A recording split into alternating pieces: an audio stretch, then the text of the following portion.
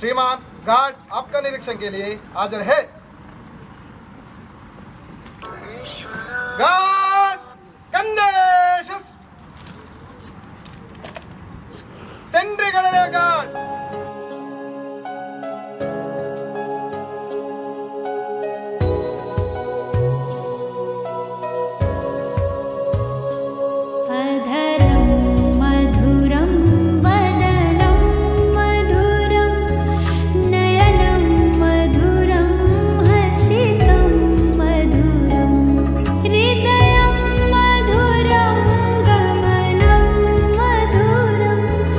मधुरा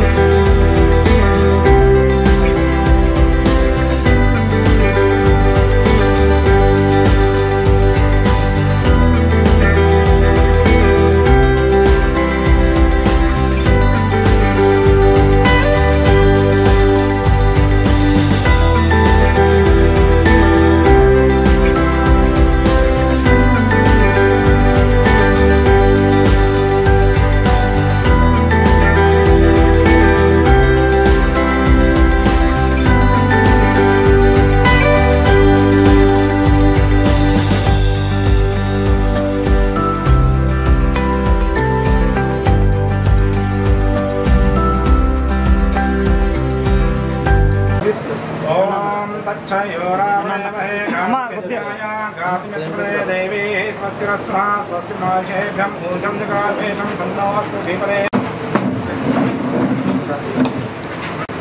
ఇక్కడికి వారు పేరైనటువంటి మేడం ఉచితంగా అనేక మంది వయసు బీదపడిన తర్వాత పిల్లలు సరిగా చూడనటువంటి పరిస్థితి కానీ అదేవిధంగా వాళ్లకు కొంత ఇక్కడ ఉండకుండా వేరే విదేశాల్లో ఉన్నటువంటి వారి తల్లిదండ్రులు కానీ వాళ్ళందరికీ ఒక మంచి ఆశ్రమాన్ని ఏర్పాటు చేయాలని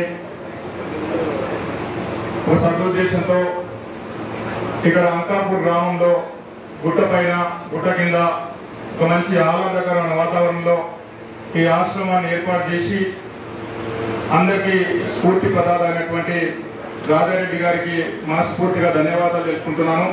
ప్రముఖ క్షేత్రాలు రాజారెడ్డి సారు ఎక్కడికో పోలేదు, మనందరి మీ అందరి కళ్ళల్లోనే కనబడుతున్నాడు రాజారెడ్డి సారు. ఎందుకంటే రాజారెడ్డి సార్తో నాకు చాలా సన్నిహిత సంబంధాలు ఉన్నాయి. ఎందుకంటే బాబు అని సొంత కొడుకులాగా పిలిచేవాడు. అప్పుడప్పుడు అంకాపూర్కి వచ్చినప్పుడు ఎక్కడ కలిసినా తన సేవ తరపున సేవకును అసెంబ్లీలో జూలై 30 నాడు మాట్లాడిన రోజు కూడా జూలై 31 నాడు ఫోన్ చేశాడు. చాలా బాగా మాట్లాడావు బాబు, ఈరోజు ఒక స్థానిక శాసనసభ్యుడు తెలంగాణ ఈ రకంగా మాట్లాడతారు మా ప్రాంతం గురించి. తన ఏదైతే ఆశయాలతో చేపట్టిందో ఆ రోజు కూడా సోదరి సునీత గారికి ఇవ్వడం, అమ్మ మీకు ఎటువంటి సహాయ సహకారాలు కావాలన్నా ఒక శాసనసభ్యుడు కాకుండా నీ సోదరులాగా అన్ని రకాలుగా నీకు అండదండలుగా ఉంటామని కూడా మాట ఇవ్వడం జరిగింది. అలానే సార్ ఆశయాలు ఏవైతున్నాయో అవి మీరందరూ కొనసాగించాలని మనస్ఫూర్తిగా కోరుకుంటూ ఈ అవకాశం ఇచ్చిన అందరికీ ధన్యవాదాలు. రాజారెడ్డి గారిని స్మరించుకుంటూ వారి ఆశయాలు ఆదర్శాలని ఆచరిస్తూ దాన్ని కొనసాగిస్తున్నటువంటి రాజారెడ్డి గారి కూతురైనటువంటి సునీత గారు, వారి సిస్టర్ అయినటువంటి అమృతలత గారు, స్థానిక ఎమ్మెల్యే రాకేష్ రెడ్డి గారు, మా అందరికీ సీనియరు పెద్దలు అన్న భూపతి రెడ్డి గారు, డాక్టర్ హనుమంతరెడ్డి గారు, పల్లె గంగారెడ్డి గారు బోర్డ్ చైర్మన్, పద్దం లింగారెడ్డి గారు, ఇంకొక గంగారెడ్డి గారు, అయ్యాపూర్ శ్రీనివాస్ వచ్చి ఈ వృద్ధాశ్రమం ఈ రకంగా నడిపిస్తున్నామని చెప్పి వారు చెప్పటం, అప్పుడే నేను ఇక్కడికి పార్టీ అధ్యక్షులుగా ఉన్నప్పుడు రావటం జరిగింది. మరొకసారి ఈరోజు ఈ ఆశ్రమానికి వచ్చి మిమ్మల్ని అందరినీ కలవటం ఎంతో సంతోషకరంగా ఉంది. ఆ రోజు 18, 19 మాత్రమే దీంట్లో ఉండేవారు. ఈరోజు ఇంత పెద్ద సంఖ్యలో ఉన్నారు, 55 మంది ఉన్నారు.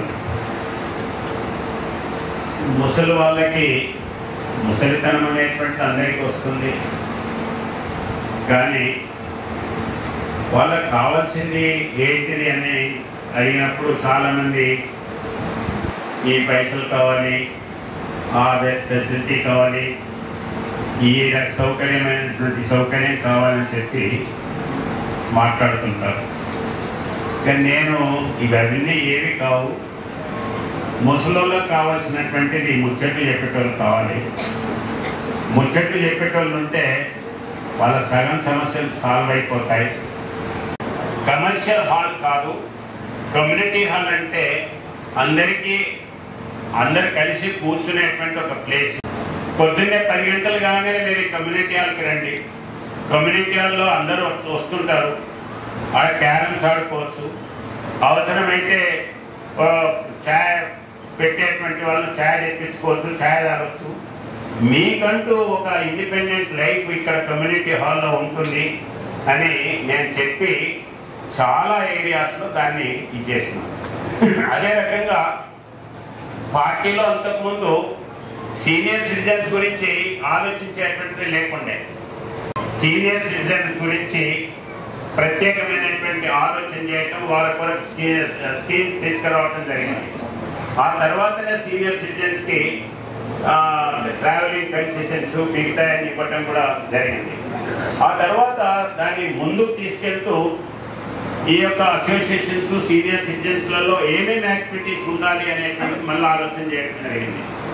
కాబట్టి సీనియర్ సిటిజన్స్ ఎవరెవరైతే ఉన్నారో వాళ్ళందరూ కూడా ముందు తదనంతరం ఏం చేయాలి అనేటువంటి దాని గురించి ఆలోచన చేసి మన ప్రాపర్టీ ఉంటుంది, ప్రాపర్టీని ఎట్లా డివైడ్ చేయాలి, నేను ఉన్నప్పుడు ఏం చేయాలి, నేను పోయిన తర్వాత ఏం చేయాలి, భార్యాభర్తలు ఇద్దరు ఉంటారు కాబట్టి భర్త చనిపోతే భార్య మేనేజ్ చేయగలుగుతా లేదా భార్య ముందు చనిపోతే నేను మేనేజ్ చేయగలుగుతున్నా లేదా నాకు కింద ఎవరు పెడతారు. ఈ రకమైనటువంటి ఆలోచనలన్నింటినీ కూడా బిల్లు రూపంలో రాయాలి. బిల్లు రూపంలో రాసి ఆ బిల్లు తర్వాత ఆ పిల్లలకు చెందేటట్టుగా, పిల్లల కొడుకులకు కానీ మనవాళ్ళకి కానీ మనవరాళ్ళకు కానీ ఆ రకంగా చెందేటట్టుగా రాయాలని చెప్పి ఆ రకంగా చెప్పడం జరిగింది. కొత్త స్కీమ్లో కూడా సీనియర్ సిటిజన్స్ కొరకు ప్రత్యేకమైనటువంటి కార్డు తీసుకొచ్చింది. మీ దృష్టికి వచ్చిందో లేదో తెలియదు. ఏమనంటే ఎట్లయితే ఆధార్ కార్డు ఉందో, ఎట్లయితే ఏటీఎం కార్డు ఉందో అదే రకంగా సీనియర్ సిటిజన్స్ కొరకు కూడా ఇంకొక కార్డు వచ్చింది. కాబట్టి ఆ కార్డు ద్వారా మనం వెళ్తున్నాం సీనియర్ సిటిజన్స్ కొరకు కింద బెర్త్లో కింద పడుకునేటువంటి పైకి పడుకోలేం కాబట్టి 6 బెర్తులు రిజర్వ్ చేస్తారు. అదే రకంగా సీనియర్ సిటిజన్స్ ఎవరెవరైతే ఉన్నారో వాళ్ళందరూ కూడా ముసలి వాళ్ళంటే 60 సంవత్సరాలు దాటినటువంటి వాళ్ళందరూ కూడా ఈ సీనియర్ సిటిజన్స్ కార్డు ఏదైతే ఉందో ఈ కార్డును కూడా తీసుకోవాలి. కాబట్టి మనకి ఇప్పుడు మనం ఇక్కడ ఓల్డ్ ఏజ్ హోమ్లో ఉన్నాం కాబట్టి ఓల్డ్ ఏజ్ హోమ్ తరఫునే మనం అప్లై చేసి ఆ రకంగా మనం తీసుకోవచ్చు. అదే రకంగా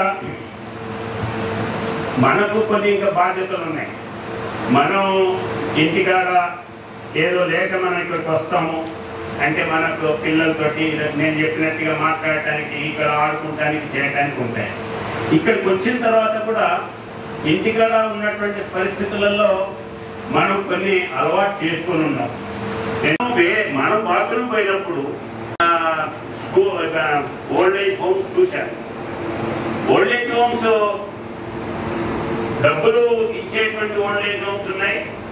ఈ రకంగా అని చెప్తూ ఎవరు అయినా సరే ఆస్తి ఉన్నా ఆస్తి లేకపోయినా మీరు మీ యొక్క విల్నామాను రాయొచ్చు. ఆస్తి లేకపోతే విల్నామా ఎందుకండి? ఆస్తి లేకపోయినా నా శరీరాన్ని నేను చనిపోయిన తర్వాత ఫలానా వాళ్ళు దాన సంస్కారాలు చేయాలి, లేదా ఫలానా వాళ్ళకు నా యొక్క శవాన్ని అప్పగించాలి, లేదా ఫలానా వాళ్ళకు